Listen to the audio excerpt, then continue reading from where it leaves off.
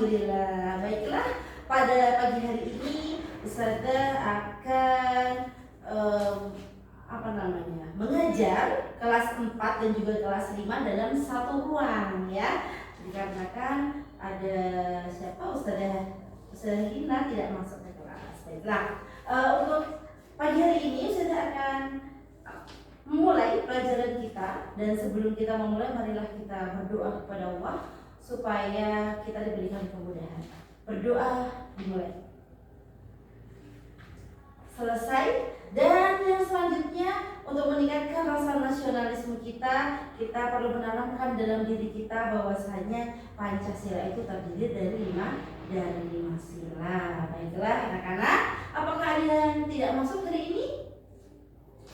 Baiklah, semuanya masuk. Dan pada kesempatan hari ini Ustazah akan menyampaikan beberapa materi. Untuk materi kelas 4 yaitu tentang gagasan ya, tentang materi gagasan pokok ya pada bab 3 bahasa Indonesia dan juga gagasan pendukung. Dan untuk materi kelas 5 yaitu tentang alat gerak manusia dan hewan pada bab 6.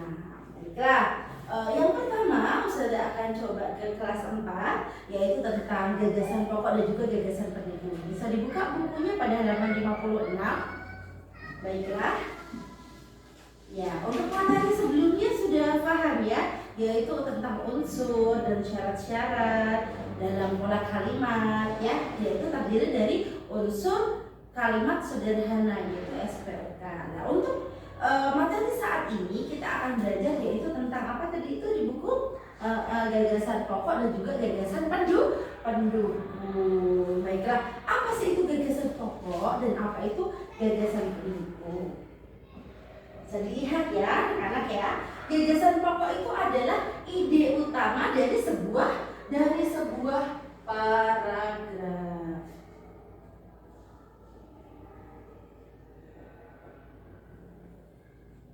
Oke, kalau untuk gagasan pendukung yaitu adalah penjelasan informasi lain yang memperkuat gagasan pokok itu sendiri. Di dalamnya ada fungsi, ada juga perbedaannya, apa itu gagasan pokok, ada apa itu gagasan pendukung ya. Baiklah, untuk kelas 4 Ustazah minta semuanya dibaca, yaitu apa pengertian dari gagasan pokok, pengertian dari gagasan pendukung, lalu fungsinya, lalu apa sih perbedaan dari gagasan pokok dan juga gagasan pendukung. Bisa dimengerti ya untuk anak-anak kelas 4? Baiklah, bisa dibaca lalu diberikan tanda atau digarisbawahi poin-poin penting yang tadi udah Ustazah jelaskan. Baiklah, untuk kelas 5, anak-anak kelas 5, untuk materi sebelumnya kita belajar tentang apa? Selain itu tentang perkembangbiakan ya. Baiklah, untuk materi saat ini kita akan belajar tentang alat gerak manusia dan juga alat gerak pada hewan. Bisa dibuka bukunya ya. Bukunya bab 6 pada halaman 60 ya, bisa dilihat. Perlu kita ketahui bahwasanya pada manusia dan juga hewan itu pasti namanya manusia dan hewan itu adalah makhluk hidup atau makhluk mati? Makhluk yang hidup. Jika makhluk hidup pasti diantaranya itu memiliki ciri-ciri bergerak, betul sekali. Lalu gerak itu seperti apa? Ya kan? Gerak itu adalah apabila suatu makhluk hidup tersebut, contohnya adalah manusia atau hewan, itu berpindah tempat, ya kan? Berpindah tempat, berpindah posisi, baik dari tempat yang satu menuju ke tempat yang di sampingnya atau di tempat yang lain. Itulah yang dinamakan gerak. Baiklah, gerak pada suatu manusia atau hewan itu adanya dorongan, ya kan ya? Ada dorongan. Lalu organ gerak itu ada alat-alat. Organ gerak itu apa sih? Alat-alat gerak pada makhluk hidup yang berfungsi untuk apa? Coba dilihat bacanya. Untuk berjalan, berlari, melompat, berenang dan sebagainya. Ya, organ gerak itu ada dua, gerak yang pasif dan juga gerak yang aktif ya. Oke. Sebelumnya apa itu organ gerak pasif? Bisa dilihat pasif dan juga aktif. Untuk gerak pasif itu diartikan sebagai alat gerak yang tidak bisa bergerak sendiri ya. Contohnya organ gerak pasif pada tulang. Kalau organ gerak aktif itu diartikan sebagai alat gerak yang bisa bergerak dan mempengaruhi alat gerak pasif. Contohnya apa? Contohnya seperti otot. Sampai sini sudah paham anak-anak kelas 5? Baiklah, karena semuanya sudah paham, semuanya bisa dibaca sebentar, dibaca pada bab alat gerak manusia dan juga gerak. Ya, dibaca, digarisbawahi, nanti Ustazah akan kembali lagi. Nah, bagaimana anak di kelas 4? Sudah selesai semuanya? Baiklah, kalau sudah selesai, di sini Ustazah akan memberikan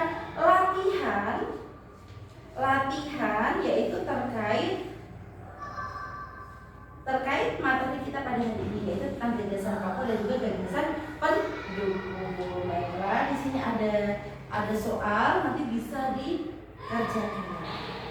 Nah, masih ada waktu, bisa dikerjakan sesuai dari pengetahuan yang tadi kalian sudah baca dan juga dari kalian sudah ke Ustazah tadi sudah jelaskan ya. Di sini ada apa aja? Di sini soalnya ada gagasan pokok itu apa, gagasan pendukung apa ya? Apa itu gagasan pokok? Apa itu gagasan pendukung? Terus kumpulan dari beberapa kalimat itu disebut apa dan sebagainya ya. Baiklah, untuk anak di kelas 5 sudah selesai? Baiklah, kalau sudah selesai bisa ditutup bukunya. Di sini Ustazah mempunyai beberapa soal yang mana kalian harus menjawabnya. Nah, alat gerak pada hewan ikan itu apa? Nah, ikan itu menggunakan apa? Gerak ya kan? Hewan yang memiliki tulang belakang itu disebut apa ya? Nanti bisa dikerjakan.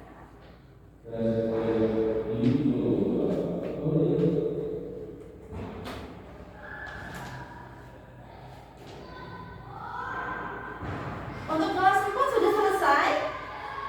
Sudah ada yang selesai? Oh baiklah. Yang belum selesai segera diselesaikan.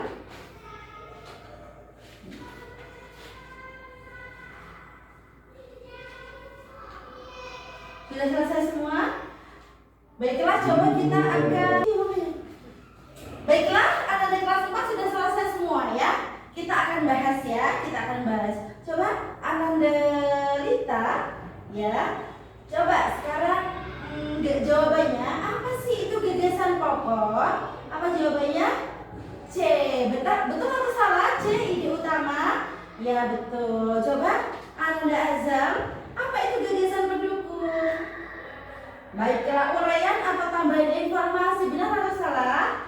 Benar. Baiklah, lalu untuk selanjutnya, letak gagasan pokok terdapat pada awal atau akhir kata. Ya, benar sekali, awal atau akhir paragraf. Nah, selanjutnya, pada cerita tersebut gagasan pokok terdapat pada kalimat keberapa? Kalimat yang pertama. Baiklah ya. Jadi pada cerita tadi itu yang di atas itu gagasan pokoknya itu udah jelas ya anak-anak ya, sudah terletak pada barisan atau kalimat yang pertama. Yang terakhir, gagasan pokok pada penerapan Tasya, percakapan Tasya dan Edo terdapat pada kalimat aku sedang membaca buku tentang kesenian Priok Ponorogo. Baiklah. Dan di sini semuanya sudah paham ya tentang gagasan pokok dan juga gagasan pendukung. Apa tadi itu gagasan pokok? Coba anak-anak bisa diulangi lagi, apa sih itu gagasan pokok? Gagasan pokok adalah ide utama dari sebuah paragraf. Jika gagasan pendukung tadi apa? Penjelasan tambahan ya kan? Penjelasan tambahan atau informasi lain yang mendukung dari gagasan pokok. Baiklah, setelah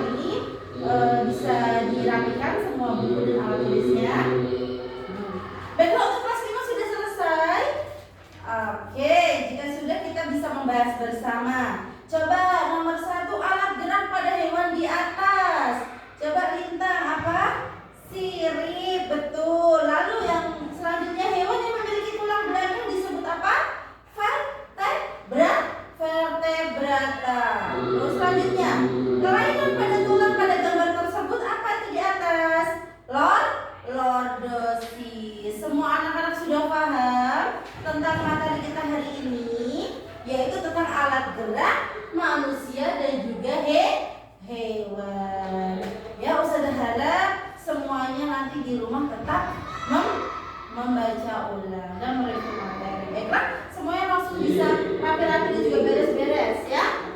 Iya, sudah siap, sudah selesai.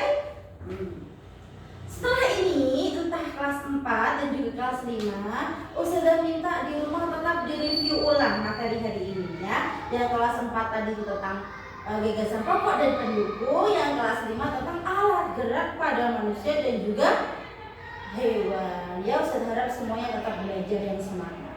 Baiklah, sebelum kita tutup, marilah kita berdoa semoga ilmu yang kita dapatkan manfaat bagi kita. Berdoa dimulai. Amin amin ya rabbal alamin. Semoga ilmu yang kita dapatkan hari ini bermanfaat. Syukran. Wassalamualaikum warahmatullahi wabarakatuh. Ilaliko.